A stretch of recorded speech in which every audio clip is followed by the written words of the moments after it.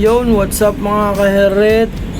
Ayan, another ribbon po kay Ate Sharon. Ito siya, shoutout sa'yo Ate Sharon. Ayan, napakabait na ito eh. Sobrang bait na ito ni Ate Sha.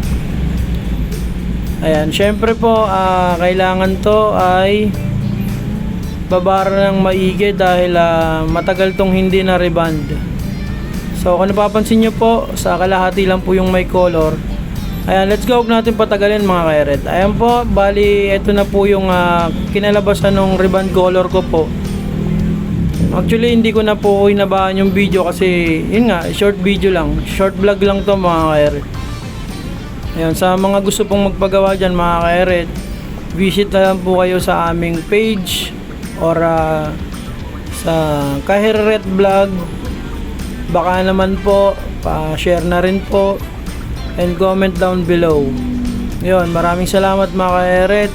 At nga pala ho, dito lang po kami sa ang location namin po ay sa Lower Bigutan, Taguig City. Ayan, dito po sa C6 Road. Ayan, sana po magpagawa na kayo mga madam, yung mga malulungkot na buhok na dyan. Ayan, nakita nyo po yung result mga madam.